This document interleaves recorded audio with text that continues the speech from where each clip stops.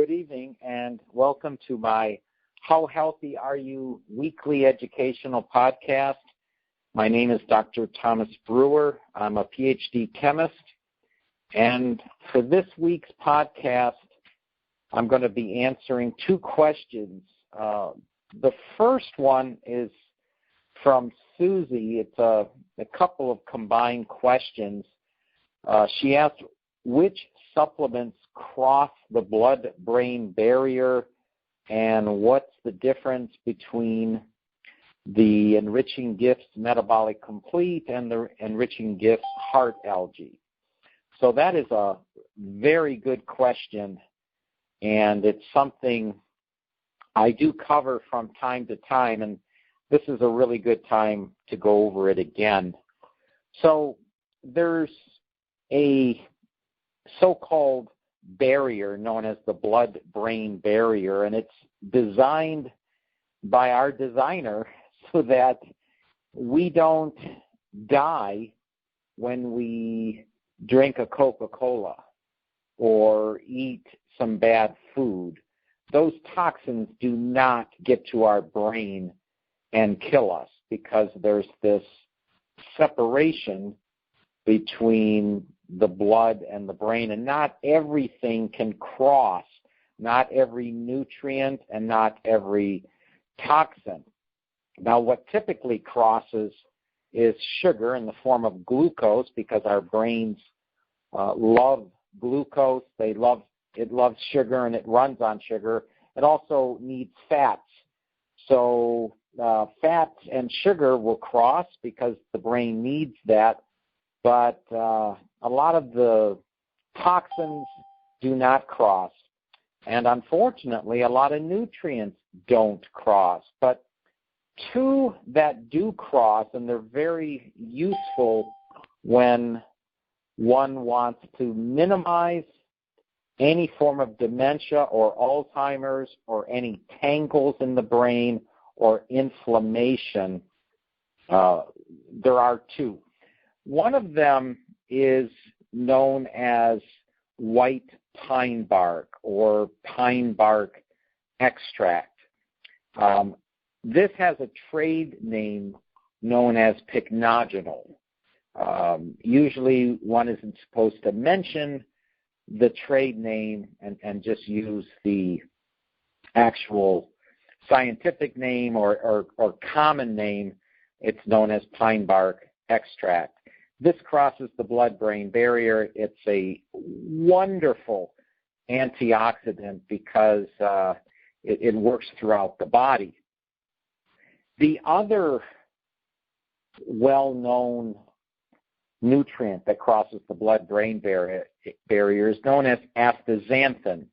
Now, the best way to get astaxanthin is in red algae. This algae is typically grown in ponds in Hawaii. Preferably the ponds are covered where there's pH and temperature control, but also protection from bird droppings and anything coming from the air.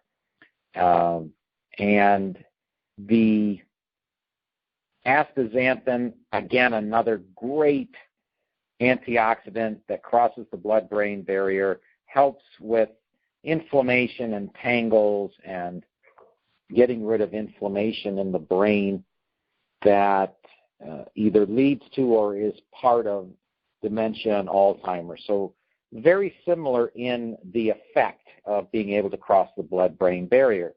And that's where the second question comes in. What's the difference between Metabolic Complete and Heart Algae? Well, Metabolic Complete is a blend of antioxidants.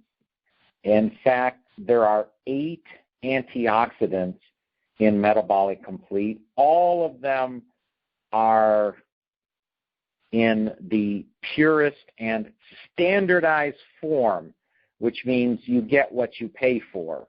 It's very hard to be able to claim a product is standardized or the ingredient is standardized. It's as difficult as calling a food organic. So some of the antioxidants in Metabolic Complete are known, such as coenzyme Q10, grapeseed extract, and MSM. So those are fairly well known. What aren't so well known are cat's claw, kelp, which is actually a great antioxidant, and of course what I had just mentioned, the pine bark extract. Metabolic Complete comes with an enzyme carrier. You can think of that as a little extra antioxidant in there, and that's where I got the total number.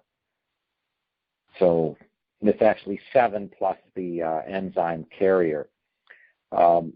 Metabolic Complete is very good when there's body-wide inflammation. So anywhere in the body, whether it's your knees or your shoulders or your back, Metabolic Complete's very good. If you have inflammation and swelling, Metabolic Complete's blend of antioxidants are great. If you also have any brain issues, well then you get everything in one product with the Metabolic Complete. Now the heart algae is red algae, which means the active ingredient is astaxanthin. So the main purpose for taking heart algae is to prevent the oxidation of cholesterol to plaque in the body. So those with any heart disease issues that's related to high LDL cholesterol, hardening to plaque, fear of stroke, fear of plaque on the arteries or blockage in the arteries, heart algae is phenomenal because it prevents the hardening or oxidation of cholesterol to plaque. And like I said earlier, the astaxanthin crosses the blood-brain barrier, so it's also good for plaques in the brain. So plaques and tangles are known to cause and be part of Alzheimer's and pretty much all forms of dementia. So the heart algae would be ideal thinking about plaque issues, whether it's in the brain or anywhere else in the body, in the arteries, etc. So that's the difference between the two products and the two ingredients. The heart algae is mainly astaxanthin, whereas the Metabolic Complete is a blend of antioxidants, one of them being the pine bark extract. Okay, the second question is from David, and I get this question a lot in my office when I look at someone's blood and I notice they have a lot of uric acid crystals, or they may have a lot of yeast. But usually this comes up when I see a lot of uric acid crystals.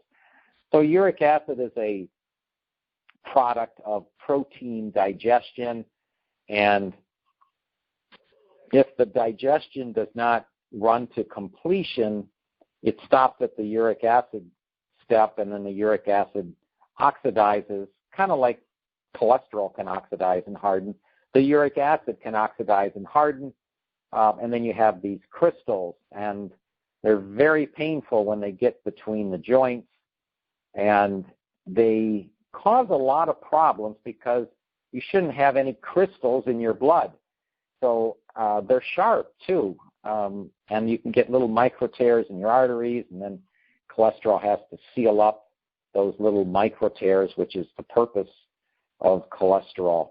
So not good to have uric acid crystals in the blood. And the cause for these uric acid crystals is a combination of not enough protease enzyme digestive activity, but the other main cause, not enough calcium. And so the question from David was the differences between all the different calciums out there. And this ties into when I spoke about a lot of the scams in the nutraceutical industry, when you look at the ingredient list, there's a lot of fillers and binders, especially if there's a hard-pressed tablet, which you would avoid just right off the bat. But even the capsule products will have fillers and binder, and the tolerance for this is 0. There should be no filler, no binder, no silica, no titanium, no cellulose, nothing. And you can refer back to that previous podcast. So a similar thing goes on, but it's more chemical-based with calcium supplements. And most calcium supplements are made from something called calcium carbonate. Calcium carbonate is actually thought of as chalk or marble dust. It's a waste stream, and some really clever companies realized that they could get this waste stream for pretty much salvage pricing, meaning haul it away. And they package it up and make a hard-pressed tablet out of it. Typically, again, strike one right there. You don't want any tablets. And this calcium carbonate is sold as a calcium supplement. It's also used similarly with magnesium carbonate. And these products do not dissolve, and they do not alkalize the body. The calcium is not even used by the body. It's a complete waste. In fact, it's somewhat dangerous because the calcium carbonate can lead to the calcification in the arteries known as plaque. So a medical doctor calls plaque, which what I see in the blood, I call it plaque. A medical doctor will call it calcification. Often people are getting calcification because they're taking calcium carbonate, thinking they're alkalizing their body. Big scam. So I'm going to go into, just for a moment here, why it's a scam. People usually appreciate the fact that I explain why instead of just telling people things. So calcium, when it's ionized, can enter the bloodstream and get into our cells and be absorbed. And when calcium is ionized, it has a +2 charge, and that's very important. It's not a +1, it's a +2 charge. In chemical terms, that is considered a hard ion because it's +2 and not +1. So to balance that +2 charge, we need a -2 charge. And sure enough, carbonate, the carbonate anion, the carbonate negatively charged ion called an anion, has a -2 charge. Because we have a +2 calcium, that's a cation or a positively charged ion, with the -2 carbonate, there's this incredibly strong ionic bond that is very difficult to break because we have the hard calcium with the hard carbonate, and it's a very hard bond, very strong ionic bond. And that's why when you supplement with calcium carbonate, it doesn't break down. You can't absorb calcium carbonate. You need calcium, so it has to break away from the carbonate, but it can't. And so you have calcium carbonate in your system, and that leads to plaque or calcification when combined with LDL cholesterol. Very bad product, but very cheap, especially at Costco and Walmart. Calcium carbonate, magnesium carbonate, there's sometimes they're called CalMag. They're always a hard-pressed tablet, just a real loser product. So then comes along the best calcium supplement that is from a plant. And what I tell people is to get your calcium from high calcium rich foods, green vegetables, not green pepper, but green vegetables and salmon, and there's a few others, but typically green vegetables, cucumber, cooked asparagus, broccoli, and leafy greens, all wonderful, great calcium sources. But people say, well, I don't eat that enough. I'm going to need a supplement. So they turn to coral calcium because they see ads that coral calcium is plant-based. It's from a coral reef. So therefore, all coral calcium must be good. No. It turns out that coral calcium chemically, instead of being calcium carbonate, which would be bad, is calcium chloride, which is good. So we still have calcium with its +2 charge, but the chloride has a -1 charge, just like in sodium chloride, table salt. So calcium chloride, 1 calcium, 2 chlorides, +2 for the calcium. Each chloride is a -1. We end up balanced, +2, -2. Sodium chloride, table salt, sodium's +1, chloride -1, sodium chloride perfectly balanced. Now, you know what happens when you put salt, table salt, sodium chloride, in water? It dissolves readily. That's because that bond, that's sodium plus chloride minus bond, is very easy to break. It is not considered a hard bond because it's +1, -1. Turns out calcium chloride, we still have hard calcium, but it's mitigated by the 2 soft chlorides. So calcium chloride dissolves readily. It absorbs readily in the body.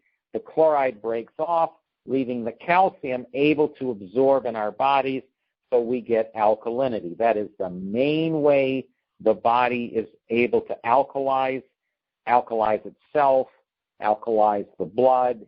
Anywhere pH needs to get more alkaline, the body needs calcium. And pH is constantly changing in the body, but the body still has to have the ability to become alkaline when it needs to, and that's where calcium comes in. So calcium chloride, well, that's a great way to go. I'll get some coral calcium. Oh, I noticed on the shelf there's this coral calcium that is considered environmentally friendly. Instead of harvesting the coral calcium from a coral reef, they waited for the broken coral to wash up on the beach, and then they just scoop up the calcium fragments on the beach. That sounds great if you don't know chemistry. You'd think, well, that's an environmentally sustainable way to harvest coral calcium, and you don't damage the coral reef. Everything's great. Well, it turns out that when the calcium chloride from the coral calcium washes onto the beach, it oxidizes quickly with oxygen in the air, and it's dried in the sun, and so that reaction goes much faster with the sunlight and the oxygen from the air, and it makes calcium oxide. Back to a hard calcium, hard oxide. So oxygen has a -2 charge, calcium has a +2 charge. I make calcium oxide. It's +2, -2. They're both hard to break. A little better than calcium carbonate, but definitely not worth coral calcium pricing. In fact, some manufacturers have decided to charge you more money because they say their coral calcium was environmentally harvested. And so therefore they charge even more for an inferior product. Do you see the fraud here? Anything to trick the public. So the best way to get coral calcium is to make sure it is harvested from underwater and the coral is not exposed to oxygen or sunlight. And it turns out the Enriching Gifts Coral Life product is a coral calcium that does not get exposed to oxygen or sunlight during the processing, during the bottling. And that's what makes it very active. And that's why you'll notice the concentration, the amount of calcium in there. People are going to think that's low. It's not low. It's just that it absorbs 100%. You don't need so much calcium. A lot of people are taking in huge amounts of calcium, thinking they're doing themselves good, but it's calcium carbonate. They're just adding to plaque. They think their calcium needs are extremely high. It's just the wrong source. Calcium carbonate as well as calcium oxide, you have to take in a lot of it to get anything, enough calcium to absorb, and it's extremely inefficient to break that +2, -2 ionic bond. So that's what I wanted to talk about with respect to calcium sources. The overall best way to get calcium is from food because guess what? It's calcium chloride. It's the same as from a coral reef. But if you can't do that, make sure you're getting coral calcium that was harvested correctly and wasn't harvested so that the calcium combines with oxygen and makes calcium oxide. It's definitely an inferior product to calcium chloride or coral calcium. So that's what I have for this evening's podcast. I'm going to be doing another podcast next week. Please call or email or text your questions in. And as always, thanks for listening.